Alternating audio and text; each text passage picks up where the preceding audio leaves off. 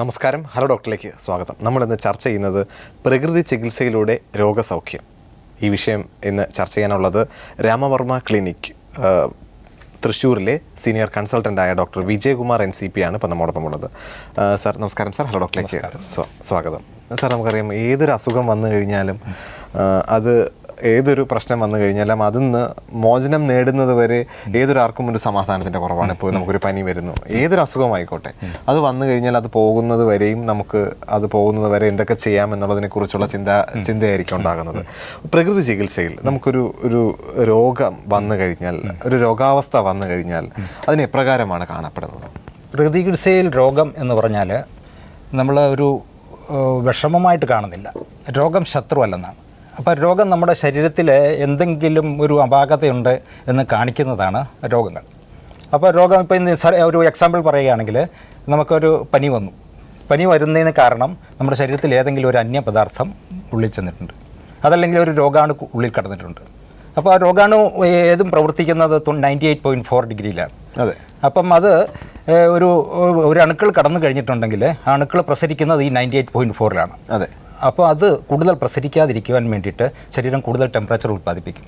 അതെ. ഇത് പനിയായിട്ട് കണ്ടിട്ട് നമ്മൾ പനിയെ ഓടിച്ചു വിട്ട് കഴിഞ്ഞാൽ ഈ അണുക്കൾ വളരെയധികം വർദ്ധിക്കുകയാണ് ചെയ്യുന്നത്. അതുകൊണ്ടാണ് ഇന്നത്തെ കാലഘട്ടത്തിലുള്ള ചിക്കൻ കുനിയയുടെ അണുക്കൾ ഇതൊക്കെ എന്തെങ്കിലും വന്നു കഴിഞ്ഞാൽ ഇന്ന് ഭയപ്പെടുത്തുന്ന ഒരു സമൂഹമാണ്. എവിടെ ചെന്ന് കഴിഞ്ഞാലും ഭയപ്പെടുത്തുകയാണ്. അപ്പോൾ ഈ ഭയം തന്നെ നമ്മുടെ ശരീരത്തിൻ്റെ പ്രതിരോധ ശക്തി കുറയ്ക്കുമെന്നാണ്. അത് ആ ഭയം വന്നു കഴിഞ്ഞിട്ടുണ്ടെങ്കിൽ നമ്മൾ അടുത്തുള്ള ഏതെങ്കിലും ഹോസ്പിറ്റലിൽ പോയിട്ട് ഉടനെ മരുന്ന് കഴിച്ചിട്ട് ഈ പനിയെ തടഞ്ഞു വയ്ക്കുകയാണ്. ഈ പനിയെ തടഞ്ഞു വയ്ക്കുമ്പോൾ ടെമ്പറേച്ചർ താഴുമ്പോൾ വീണ്ടും രോഗാണുക്കൾ കൂടുതലും വർദ്ധിക്കുകയാണ് ചെയ്യുന്നത്. അപ്പം പ്രകൃതി ചികിത്സയിൽ വരുമ്പോഴത്തേക്ക് നമ്മൾ ഈ പനി വരുമ്പോഴത്തേക്ക് ചെയ്യുന്നത് ഈ ടെമ്പറേച്ചർ നമ്മൾ അനുവദിക്കുകയാണ്. അപ്പോൾ അതിന് ഒരു 3 ദിവസത്തേക്ക് നമ്മൾ ഈ പച്ചക്കറി ജ്യൂസ്, ഫ്രൂട്ട് ജ്യൂസ്, അല്ലെങ്കിൽ കരിക്കിൻ്റെ വെള്ളം, അല്ലെങ്കിൽ തുളസി തിളപ്പിച്ച വെള്ളം, ഇത് മാത്രം കുടിച്ചിട്ട് 3 ദിവസം കഴിയുമ്പോഴത്തേക്ക് ഈ ടെമ്പറേച്ചർ തനിയെ മാറുന്നതാണ്. അപ്പോഴത്തേക്ക് അതിൻ്റെ പ്രവർത്തനം നടന്നു കഴിഞ്ഞു. അതിനകത്ത് അടങ്ങിയിരിക്കുന്ന അണുക്കളെ നശിപ്പിച്ചു കഴിഞ്ഞു. നമ്മുടെ ശരീരത്തിൽ ഏതെങ്കിലും തരത്തിലുള്ള അന്യപദാർത്ഥങ്ങൾ, ഏതെങ്കിലും ഹോട്ടലിൽ നിന്ന് കഴിച്ച ഭക്ഷണങ്ങളാകാം, അല്ലെങ്കിൽ വീട്ടിൽ നിന്ന് കഴിച്ചിട്ടുള്ള വിരുദ്ധാഹാരങ്ങളാകാം, ഇതെല്ലാം കുറച്ച് കഴിഞ്ഞാൽ വിഷാംശമായിട്ട് മാറുകയാണ്. അപ്പോൾ ഈ വിഷാംശത്തെ തള്ളിക്കളയാൻ ഒന്നെങ്കിൽ ഛർദി ഉണ്ടാക്കും, അല്ലെങ്കിൽ വയറിളക്കം ഉണ്ടാക്കും. ഇത് രണ്ടും ചികിത്സയാണ്. അപ്പം വയറിളക്കത്തിന് നമ്മൾ മരുന്ന് കഴിക്കുകയല്ല വേണ്ടത്. അപ്പോൾ അതിന് ചികിത്സ എന്ന് പറഞ്ഞിട്ടുണ്ടെങ്കിൽ നമ്മൾ പ്രധാനമായിട്ട് അതിനെ അനുവദിക്കുക എന്നുള്ളതാണ്. അപ്പോൾ റീഹൈഡ്രേഷൻ വരുന്നതിന് പകരമായിട്ട് അതിന് നമുക്ക് വേണമെങ്കിൽ കരിക്കിൻ്റെ വെള്ളം കഴിക്കാം, അതല്ലെങ്കിൽ കുറച്ച് നാരങ്ങ വെള്ളത്തിൽ ഉപ്പിട്ട് കഴിക്കാം. ഇങ്ങനെ പല രീതിയിൽ കൂടെ നമുക്ക് അതിനെ സഹായിക്കുന്ന രീതിയിലുള്ള നടപടികൾ എടുക്കാം. സാർ നേരത്തെ ഇപ്പോൾ പറഞ്ഞതുപോലെ ഈ വിരുദ്ധാഹാരത്തെക്കുറിച്ച് സംസാരിച്ചു. അപ്പോൾ സാർ പറഞ്ഞ വിരുദ്ധാഹാരം, ഇപ്പോൾ വരുന്ന പുതിയ ജനറേഷൻ ഏത് ഭക്ഷണത്തിൻ്റെ കൂടെയും എന്തും കഴിക്കുന്ന ഒരു അവസ്ഥ നമ്മുടെ ഈ ഒരു പുതിയ ജനറേഷന് ഉണ്ട്. നമുക്ക് ഏത് ഭക്ഷണത്തിൻ്റെ കൂടെയും എന്തും കഴിക്കുന്ന ഒരു അവസ്ഥ. അപ്പോൾ അത് നമ്മളെ രോഗപ്രതിരോധ ശേഷി കുറയ്ക്കുകയോ അല്ലെങ്കിൽ വേറെ ഏതെങ്കിലും അസുഖത്തിലേക്ക് നയിക്കപ്പെടുകയോ ചെയ്യും. ഇതാണല്ലോ അവയർനെസ് ഇല്ലെന്നുള്ളതാണ്. തിരിച്ചറിവില്ലാത്ത മനുഷ്യരാണ് ഇന്നത്തെ മുഴുവൻ കൂടുതൽ ഷോയാണ്. ഇപ്പോൾ ഒരു ഹോട്ടലിൽ ചെന്ന് കഴിഞ്ഞാൽ തന്നെ ഒരു മീൻ നല്ലപോലെ മീനും തൈരും നെയ്യും ഇതൊക്കെ വിരുദ്ധാഹാരങ്ങളാണ്. ഇതെല്ലാം കൂടി ഇട്ട് വറുത്ത് അത് നല്ല ഭംഗിയായിട്ട് കൊണ്ടുവന്ന് വെച്ച് കഴിഞ്ഞിട്ടുണ്ടെങ്കിൽ അതിൻ്റെ മുകളിലൊരു തക്കാളിയും അതുപോലെ ക്യാപ്സിക്കവും അതിൻ്റെ മുകളിൽ എന്തെങ്കിലും ഒരു പച്ചമുളകും വെച്ച് കഴിഞ്ഞിട്ടുണ്ടെങ്കിൽ വളരെ ആകർഷണീയമാണ്. അതിന് ചുറ്റിനും കുറച്ച് പൂക്കളൊക്കെ വെച്ച് കഴിഞ്ഞിട്ടുണ്ടെങ്കിൽ ഇന്ന് കാണുന്ന പാചകകല മുഴുവൻ അതാണ്. അത് കാണുമ്പോൾ നമുക്കൊരു ആകർഷണമാണ്. ഒരു ശവത്തിൻ്റെ മുകളിലാണ് ഈ റീത്ത് വെച്ചിരിക്കുന്നത് എന്നുള്ളത് നമ്മൾ അത് മനസ്സിലാക്കുക. അത് മനസ്സിലാക്കുന്ന ആളാണെങ്കിൽ അതിനകത്ത് അടങ്ങിയിരിക്കുന്ന ഘടകങ്ങൾ എന്താണെന്ന് ചോദിക്കും. അപ്പം തൈരും നെയ്യും എല്ലാം കൂടെ ചേർത്താണെന്ന് പറഞ്ഞാൽ അന്നേരം തന്നെ അത് വിരുദ്ധാഹാരമായി.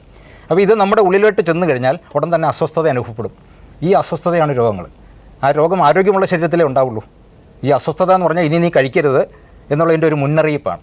അപ്പോൾ രോഗം പോലും മുന്നറിയിപ്പായിട്ട് കാണുകയാണ്. അപ്പോൾ അത് നമ്മൾ ആ സമയത്ത് അത് ഒന്നെങ്കിൽ അതറിഞ്ഞ ശേഷം അത് കഴിക്കാതിരിക്കുക.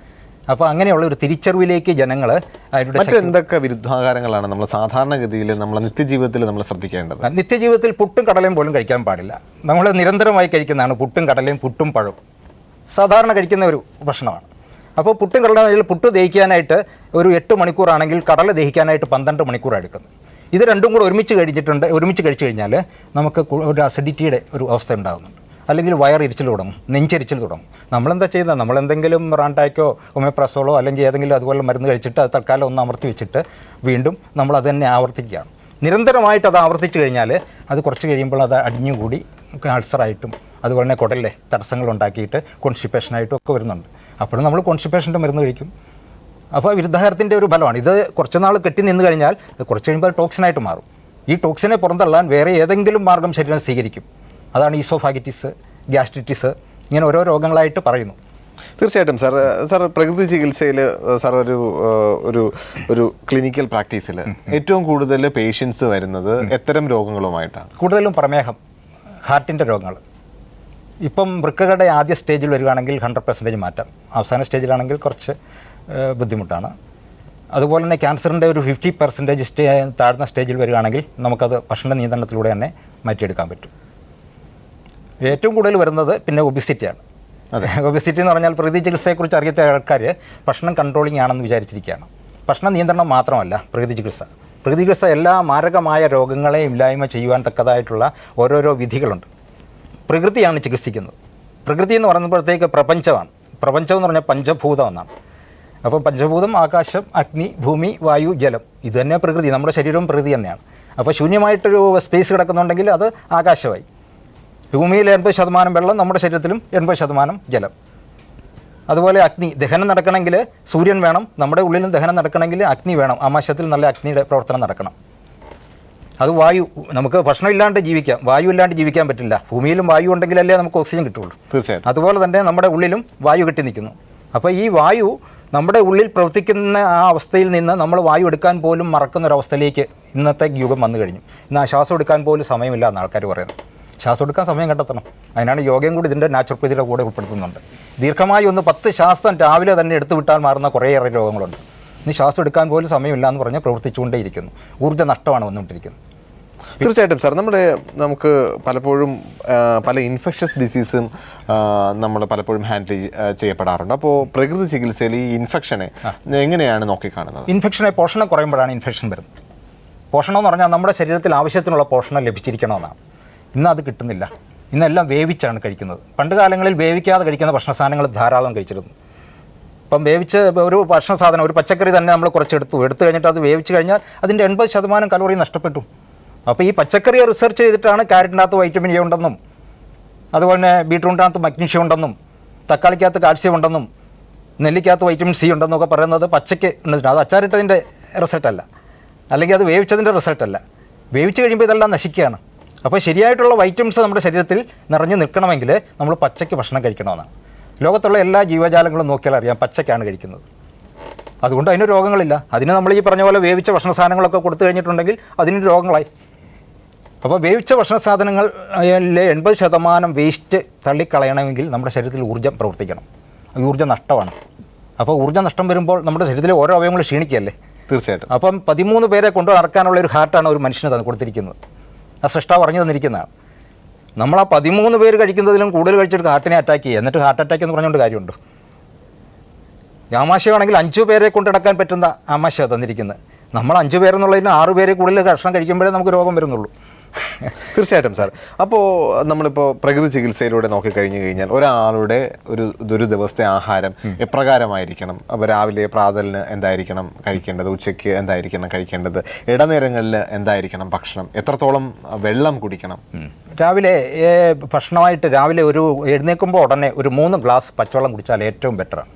നമ്മൾ ബാഹ്യമായിട്ട് കുളിക്കുന്ന പോലെ ഒരു ആന്തരിക കുളിയാണത്. അത് തന്നെ വളരെയധികം ഗുണങ്ങൾ ചെയ്യുന്നതാണ്. പിന്നീട് നമ്മൾ ഒരു 7 മണി, ഒരു 6 മണിയാകുമ്പോൾ എഴുന്നേറ്റ് കഴിഞ്ഞിട്ടുണ്ട്. സാധാരണ 6 മണിക്കാണ് എല്ലാവരും എഴുന്നേൽക്കുന്നത്. 3 ഗ്ലാസ് പച്ചവെള്ളം കുടിച്ചാൽ 7 മണിയാകുമ്പം കുറച്ച് ദീർഘശ്വസനം എടുക്കണം. ശ്വസനത്തിൽ വായും ഭക്ഷണവും. അപ്പോൾ ഒരു 30 ശ്വാസം നല്ല ദീർഘമായിട്ട് അങ്ങോട്ട് എടുത്തു കഴിഞ്ഞാൽ രണ്ടാമത്തെ ഭക്ഷണമായി. പിന്നെ കുറച്ച് സൂര്യപ്രകാശം കൊള്ളണം. അത് ഭക്ഷണമാണ്. സൂര്യപ്രകാശത്തിലെ ആ വൈറ്റമിൻ ഡിയും ശരീരത്തിലെ ആ വേണ്ട രീതിയിലുള്ള അണുക്കളെ നശിപ്പിക്കുന്ന രീതിയിലുള്ള ആ റേസിൻ്റെ കഴിവും എല്ലാം നമ്മളെ ശുദ്ധീകരിക്കുകയാണ്, ദഹനം നടക്കാൻ സഹായിക്കുകയാണ്. അപ്പോൾ ഒരു 10 മിനിറ്റ് വെയിൽ കൊള്ളുക, അതും ഭക്ഷണമായിട്ടാണ് കരുതുന്നത്. പിന്നെ ഒരു 8 മണി കഴിഞ്ഞിട്ടുണ്ട് റാഗി കഴിക്കാം, അതല്ലെങ്കിൽ 2 നേന്ത്രപ്പഴം കഴിക്കാം, അല്ലെങ്കിൽ പച്ചക്കറികൾ പച്ചയ്ക്ക് സലാഡായിട്ട് കഴിക്കാം. അതല്ല അവൽ വേണമെന്നുണ്ടെങ്കിൽ അവൽ കഴിക്കാം. ഇതെല്ലാം കൂടെ അല്ല, ഇതിലേതെങ്കിലും ഒന്ന് കഴിക്കാം. ഇതിൻ്റെ കൂടെ അല്ല കുറച്ച് മുളപ്പിച്ച ചെറുപയർ കഴിക്കണം. നമ്മൾ പ്രതീക്ഷയിൽ മാംസത്തിന് അധികം പ്രാധാന്യം കൊടുക്കുന്നില്ല. അപ്പം മാംസം ശരീരത്തിന് ആവശ്യമാണ്.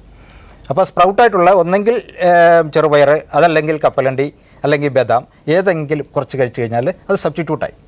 അല്ലെങ്കിൽ ഫ്ലാക്സ് സീഡ് കഴിക്കാം. ഫ്ലാക്സ് സീഡ് എന്ന് പറഞ്ഞാൽ ഒമേഗ 3 കൂടുതലാണ്, B12 കൂടുതലുണ്ട്.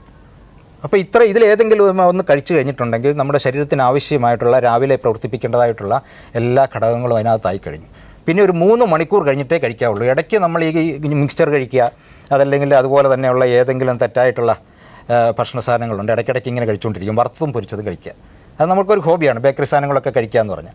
അതൊക്കെ ഭക്ഷണം തന്നെയാണ്. അപ്പോൾ ഇടയ്ക്കിടയ്ക്ക് ഭക്ഷണം കഴിച്ചുകൊണ്ടിരുന്ന ആമാശയത്തിന് വിശ്രമമില്ല. ഈ കഴിച്ച ഭക്ഷണം ദഹിക്കണമെങ്കിൽ കുറഞ്ഞത് 3 മണിക്കൂറെങ്കിലും വേണം. അതുകൊണ്ട് ഈ 8 മണിക്ക് കഴിച്ചു കഴിഞ്ഞാൽ പിന്നെ ഒരു 12 മണിയാകുമ്പോൾ കഴിക്കാം. 12 മണിയാകുമ്പം നമുക്ക് കുറച്ച് ചപ്പാത്തിയോ ചോറോ അവിയലോ സലാഡോ പച്ചടിയോ കിച്ചടിയോ ഓലനോ ആക്കി കഴിക്കാവുന്നതാണ്. ആ വറുത്തരച്ച കറികൾക്ക് പ്രാധാന്യം കൊടുക്കുന്നില്ല നാച്ചുറോപ്പതി.